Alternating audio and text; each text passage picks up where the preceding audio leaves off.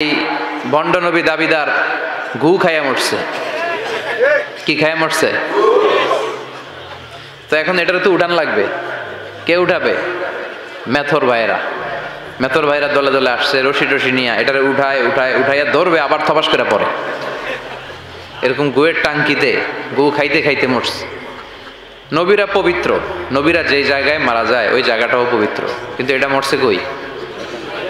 কথা কক্কা গুয়ের টাঙ্কিতে, ঠিক কিনা? এজন্য এই নবীরে যারা গালি দেয় ওদের অবস্থাও মির্জা গোলাম আহমদ কাদিয়ানির মতো হতে পারে।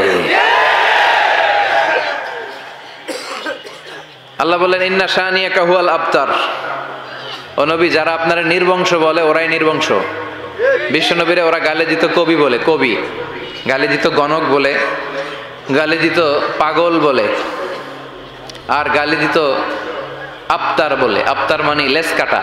বলতো মোহাম্মদ তোমার কোনো ছেলে টেলে নাই, 4 জন মেয়ে আছে, তুমি মরার সাথে সাথে তোমার নাম নিশানা শেষ। আল্লাহ বলেন ওয়া রাফা'না লাকা যিকরাক। নবী, আমার নাম যেখানে থাকবে আপনার নাম ওইখানে থাকবে। আজানের মধ্যে আল্লাহর নামের পরে আমার নবীর নাম আছে না নাই? কালিমাতুত তাইয়্যিবার মধ্যে লা ইলাহা ইল্লাল্লাহর পরে মুহাম্মদুর রাসূলুল্লাহ আছে না নাই? এজন্য এই নবীর বিরুদ্ধাচরণ যারা করে, এই নবীরে যারা গালি দেয়, এই নবীর সম্মান নিয়ে যারা কটূক্তি করে, এদের এই মুসলমানদের ভূখণ্ডে থাকার কোনো অধিকার নাই। চিল্লা এখন ঠিক কিনা? দে যাকাত তোরা দে রে যাকাত, তোর দিল খুলবে পরে আগে খুলু খাত। দে যাকাত তোরা দে রে যাকাত, ঠিক কিনা? কোরআন যারা পড়ে 1 অক্ষরে 10 নেকি, কিন্তু যাদের পড়তে কষ্ট হয়, মুরব্বীরা পড়তে পারে না, জিহ্বা আটকে যায়, তাদের জন্য ডবল সওয়াব। কারণ ইয়াতা তা ফিহি তা তা ইয়াতা তা তা, মানে জিহ্বা আটকে যায়, পড়তে পারে না, ধাক্কা মারা লাগে। এজন্য কোরআনের 1 সওয়াব, ধাক্কার আর 1 সওয়াব। তো জন্য কষ্ট করে শুনেন, সওয়াব বেশি পাবেন। কুমিল্লা শহরে এক জায়গায় তাফসির করছি, এক ছেলে লাইট মারলো। বললাম কি রে বাবা, লাইট মারিস না। আবার লাইট মারে।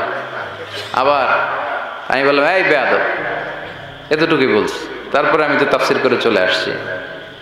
এরপরে আমি বছরের বেশিরভাগ সময় মালয়েশিয়াতে থাকি, ওখানে পিএইচডি করি, আমি রিসার্চের কাজে, গবেষণার কাজে ওখানে সময় কাটাই।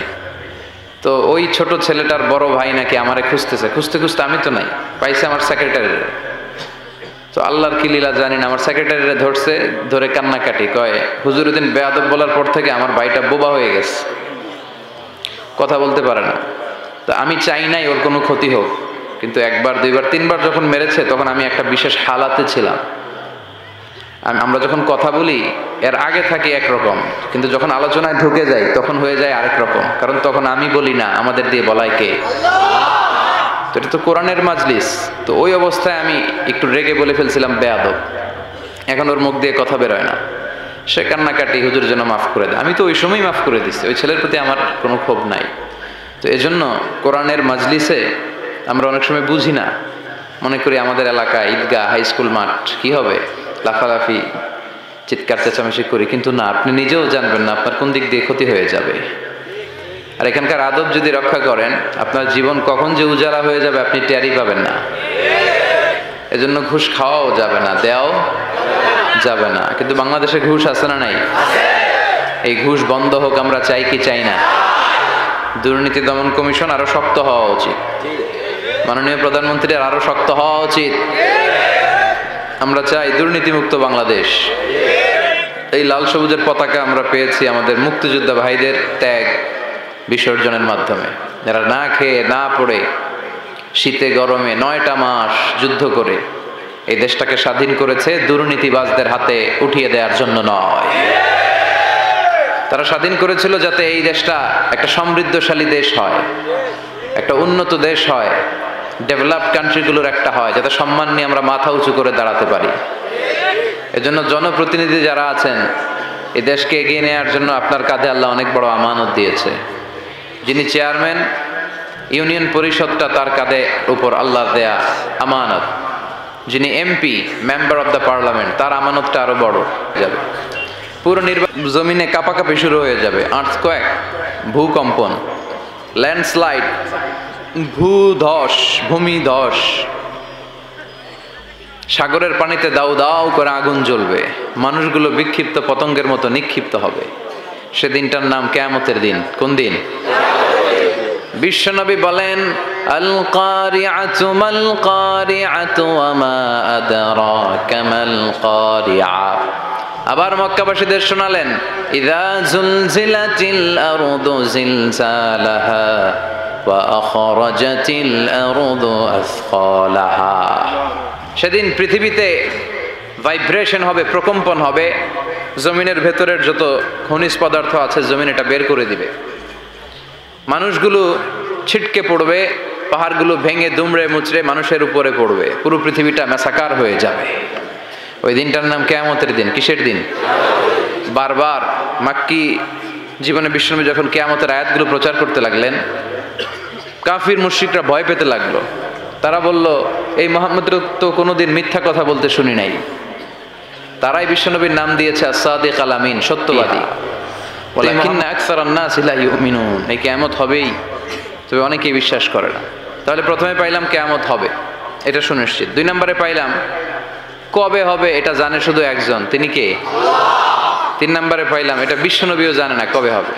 সাইয়েদনা জিবরাইলও জানতেন না। তবে হ্যাঁ, বিশ্বনবী আমাদের সাথে কিছু সিমটম শেয়ার করেছেন এবং বলেছেন শেষকালে সমাজে, দেশে দেশে, পরিবারগুলোতে এমন এমন কিছু জিনিস দেখা যাবে, এগুলো যখন তোমরা দেখতে পাবে তখন তোমরা বুঝে নিবে কিয়ামত হতে বেশি দেরি নাই, কিয়ামত একেবারে কাছে। সুবহানাল্লাহ পড়বেন না? আমরা সমাজে অনেক অসঙ্গতি দেখলে বলি কিয়ামতের আলামত। যেমন অনেক বাচ্চা আমি দেখেছি জন্মেছে, বাচ্চা একটা, বাচ্চার মাথা 2টা, আছে না নাই? গরুর পা হওয়া দরকার 4টা, দেখলাম এক গরুর পা 2টা, ওটা দাঁড়াইতেও পারে না, বসতেও পারে না। তো এগুলো দেখলে আমরা বলে ফেলি এগুলো কিয়ামতের আলামত, বলি না? তো এগুলো তো আমাদের বলা, কিন্তু বিশ্বনবী কিয়ামতের আলামতের ব্যাপারে কিছু সাইন আমাদেরকে জানিয়ে গিয়েছেন। এবং যেহেতু আমরা একেবারে শেষ জামানায় আছি, এই বিষয়গুলো সম্পর্কে আমাদের জানা থাকা দরকার আছে না নাই? সৌদি আরব, আবু ধাবি, লন্ডন, কুয়েত, কাতার যাবি, আমেরিকাতে গেলেও যে ভাই পাইবাইন খালি সিলোডি, পাইবাইন খালি সিলোডি, পাইবাইন খালি সিলোডি। সুরমাহা গঙ্গর পরবারি, শাহজালালের উত্তর সুরি, দেশ বিদেশে বেডাগিরি, আমরা হক্কল সিলোডি, আমরা হক্কল সিলোডি, আমরা হক্কল সিলোডি, আমরা হক্কল সিলোডি। ঠিক কি না? যেদিকেই যাবেন, কাতার, কুয়েত, আবুধাবি, তারপরে আমেরিকা, লন্ডন, মাটির 40 হাত নিচে গেল সিলোডি আছে না নাই? মাশাআল্লাহ। আল্লাহ সিলেটিদেরকে তুমি ইসলামের জন্য কবুল করো। তো বিশ্বনবী বললেন, কাসরাতু যুহুরিল ফিতান বিআনওয়াইহা। কিয়ামতের আগে সমাজে ফিতনা বেড়ে যাবে। এই ফিতনা আমাদের সমাজে আছে না নাই? আপনাদের সমাজে কি ফিতনা আছে বলেন? সিলোডি এলাকায় কি ফিতনা? কোক্কা, সুদ, সুদ, ঘুষ, মাজার পূজা আছে না নাই? বন্ড পীরের আস্তানা আছে না নাই?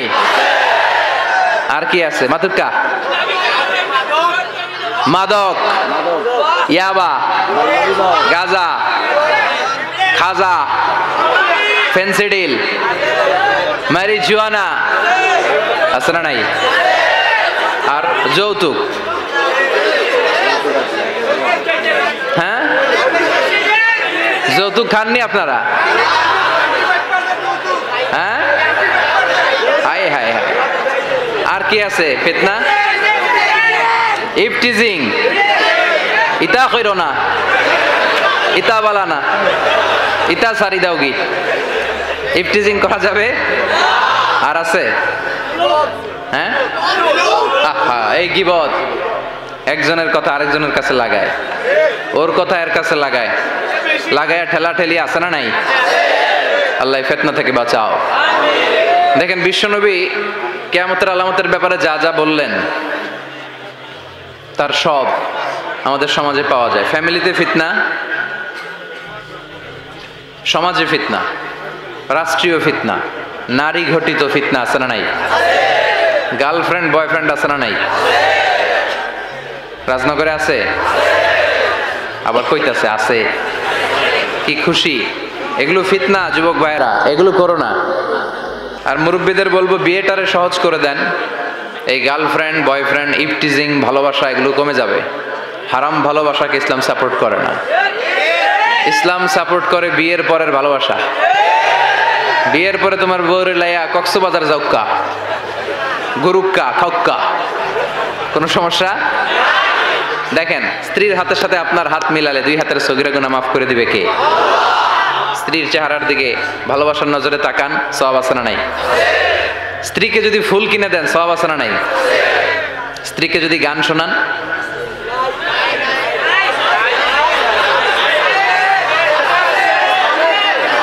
কিছু কয় আছে, কিছু কয় নাই। আছে আছে আছে। শালিরে গান শোনাইলে গুনাহ হয়। কাজিন, চাচাতো বোন, মামাতো বোন, ভাবি, এগরে গান শোনানো যাবে না। স্ত্রীকে গান শোনান, সওয়াব আছে না নাই? স্ত্রীরে মাইট দিলে সওয়াব আছে না নাই? হ্যাঁ, বিশ্বনবী কোন স্ত্রীকে মারে নাই, খালি ভালোবাসতেন। সুবহানাল্লাহ পড়েন। তিনি বললেন আমার পরে কেউ নবী হবে না, যদি হতো আমার ওমরে ফারুক নবী হয়ে যেত। মুসাইলামা বলে মুহাম্মদ আমিও নবী। বিশ্বনবী বললেন তুই নবী না, তুই ভণ্ড নবী, ভণ্ড নবী দাবিদার, ঠিক কিনা? সে আমার নবীকে কপি করতে চাইতো, অনুসরণ করতে চাইতো। আমার নবী যেরকম করতো ও অ্যাক্টিং করতো, ভাব নিত আর কি। কি নিত? ভাব নেই, নবীর মতো ভাব নেই। আসলে কি নবী? তো বিশ্বনবী যা যা করতেন, বিশ্বনবীর কাছে দোয়া চাইতো লোকজন, উনি দোয়া করতেন। বিশ্বনবী যে গাছের মধ্যে হাত লাগাতেন ওই গাছের ফলমূল বাড়ায় দিত কে? এই বেয়াদবটাও অ্যাক্টিং কইরা গাছের মধ্যে হাত দিলে ফল বাড়াতো দূরের কথা, ওই ফল টল সব নষ্ট হয়ে যেত। এরপর বিশ্বনবীকে লোকেরা ধরতো, নবী আমাদের এলাকার পানির কুয়ার পানি লবণাক্ত, আপনি একটু দোয়া পড়েন যাতে মিষ্টি হয়ে যায়। বিশ্বনবী যে অজু করে 1 কুলি অজুর পানি কুয়ার মধ্যে ফেলতেন, মুহূর্তের মধ্যে লোনা পানির কুয়া মিঠা পানির কুয়ায় পরিণত হতো। তো এই ভণ্ড অ্যাক্টিং করার জন্য যাইতো লোকজন নিয়ে, কই তোদের কুয়া? এই ভণ্ড মিঠা পানির কুয়ার মধ্যে কুলি ফালাইলে ওইটা লোনা পানি হয়ে যেত। এরপর মদিনার বাচ্চাদেরকে মায়েরা নিয়ে আসতো, ইয়া রাসূলুল্লাহ আমাদের বাচ্চার জন্য দোয়া করে দেন। বিশ্বনবী খেজুর চিবিয়ে বিশ্বনবীর লালা মোবারক নিয়ে ওই বাচ্চার মুখে লাগাই দিত বরকতের জন্য। সুবহানাল্লাহ কোন? এখন নবী নাই, আলেম ওলামারা আছে, ওনাদের কাছে যাবেন, যে বলবেন হুজুর একটু দোয়া করেন, একটু খেজুর মধু আপনার ঠোঁটে লাগিয়ে আমার বাচ্চার গায়ে লাগাই দেন, বরকত দিবে কে?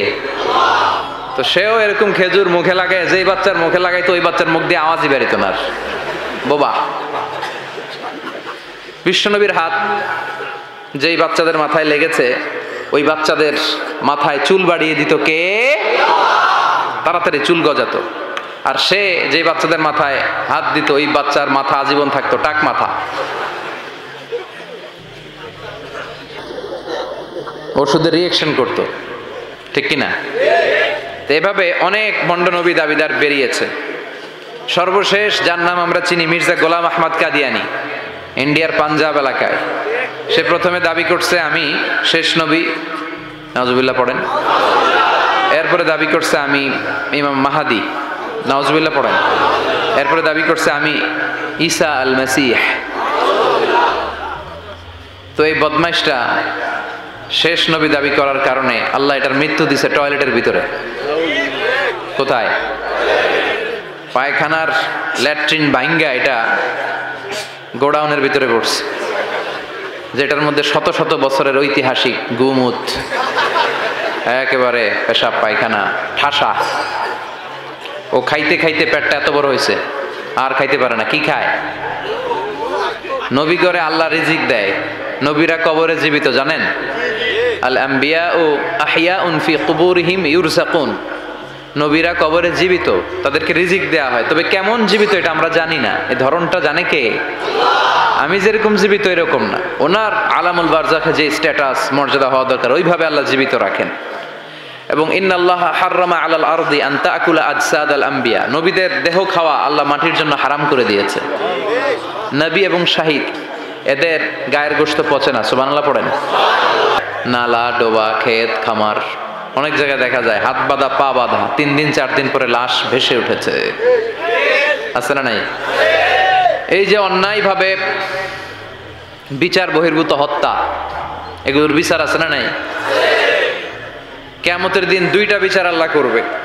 হাক্কুল্লাহ, আল্লাহর যে বিচার, এটার প্রথম বিচার হচ্ছে সালাত। যারা সালাত পড়ে নাই তাদের বিচার, বেনামাজের বিচার। আর হাক্কুল ইবাদ, যারা বান্দার হক নষ্ট করছে, এটার প্রথম বিচার হবে রক্তের বিচার। কিসের বিচার? অন্যায়ভাবে রক্তপাত হয়েছে, এদের বিচার হবে। এই দুনিয়াতে আমরা বিচার পাই নাই, কিন্তু ওই দুনিয়ায় বিচার আছে না নাই? We are waiting for that day. আমরা বিশ্বাস করি ওইটা হচ্ছে ইয়াউমুত তাগাবুন, ওইটা ফাইনাল খেলার দিন। কি খেলা? আপনি অত্যাচারিত হয়েছেন, জুলুম করেছে, এলাকা থেকে তাড়িয়ে দিয়েছে, আপনাকে পিটিয়েছে, এই দুনিয়ায় বিচার পান নাই। আখিরাতে বিচার আছে না নাই? আহকামুল হাকিমিন সেদিন বিচার করবেন, ওই বিচারে কেউ ঠকবে না। যথাযথ প্রতিটা ফোঁটা রক্তের বিচার নেওয়া হবে, বদলা নেওয়া হবে। কোন ঠিক কিনা? এরা যে মায়ের জাত, এটা কেমন যেন ফুটে ওঠে, শ্রদ্ধায় মাথাটা নিচু হয়ে আসে। তো বিশ্বনবী বললেন কিয়ামতের আগে আল কাসিয়াত আল আরিয়াত আল মাইলাত আল মুমিলাত, নারীগুলো বোরকাও পরবে, কিন্তু টাইট ফিটিং বোরকা, উঁচু নিচু সব টের পাওয়া যাবে। আছে না নাই? আবার অনেক মায়েরা নানীরা দেখি বোরকা পরে, ঢিলা ঢালা বোরকা, মাশাআল্লাহ, হাত মোজা পা মোজা, কিন্তু পাশে নাতনি, নাতনি একেবারে দুম্মা চলে দুম।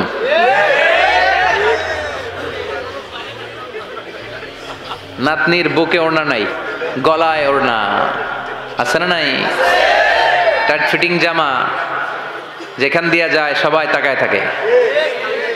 কিন্তু তার নানি বা তার মায়ের বয়স 60, এ পড়ছে হাত মোজা পা মোজা, কালো বোরকা। দরকার ছিল ওই খালাম্মা ওই নানির পাতলা একটা জামা পরে বাইরে এলেও সমস্যা নেই, কারণ ওই নানির ডেট এক্সপায়ার্ড।